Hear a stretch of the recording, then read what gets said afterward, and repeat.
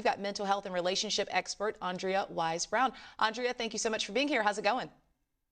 Absolutely, it's going well. Good morning. Good morning. Love the energy. So I want to start out with two numbers. A recent study by the Journal of Sex and Marital Therapy shows that more than 20% of single American adults engaged in something called ethical non-monogamy. In other words, they agreed to have additional sexual or romantic partners. And then another poll surveyed 23,000 Americans, and a quarter of them responded saying that they're interested in open relationships. So as a relationship expert, what do these numbers tell you about just the changing trends?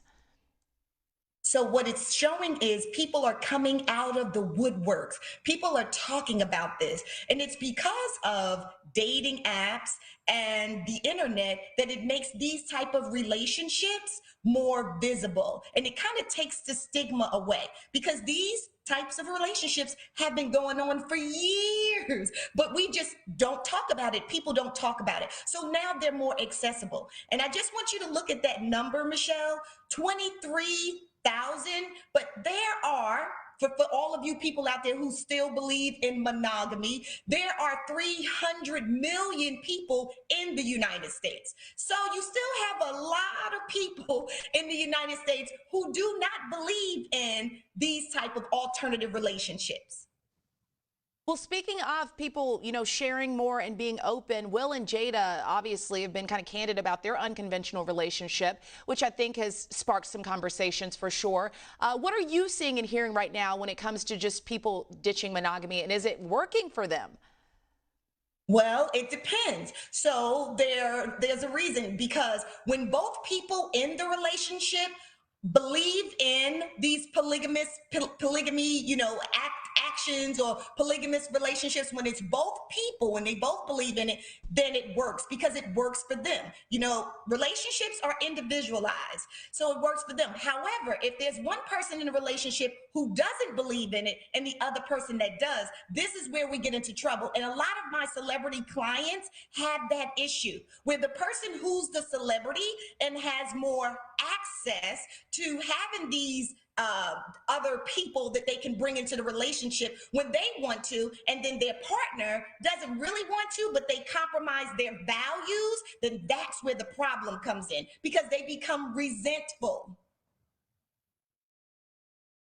Okay, so what is your take, if you don't mind me asking, on Will and Jada? Are they kind of both on board, or what do we know about how they came to this place in their relationship?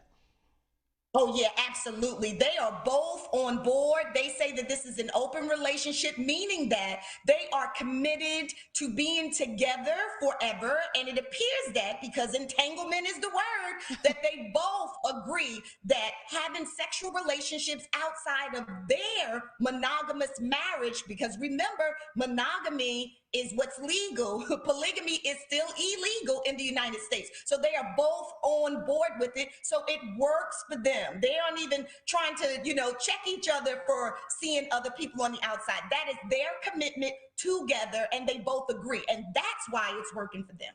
All right. I'm a little bit too jealous, I think. I'm a little bit too territorial for me personally. Me too, Michelle. I don't play those games. No. Different strokes for different folks, though. So in addition to just making sure everybody's on the same page, what are some of the other dangers or concerns that people should really think long and hard about before they want to consider being a part of an open relationship?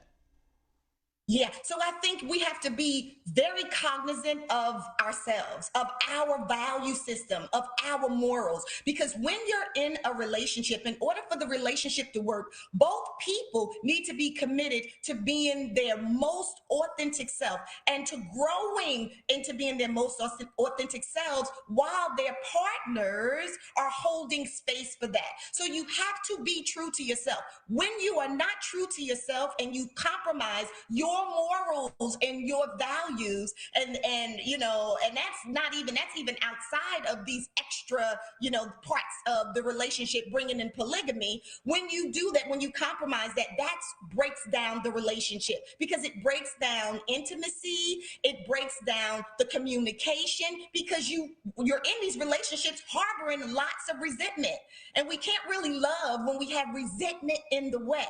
So it's really about looking at you. What do I want? What do I deserve? Because you're worth it. checking in with that first, not giving up all of your values and morals for the person that you're engaging in these partnerships with. All right. That's some great advice. Make sure you're, thinking about yourself first and what you truly want so there's no resentment later.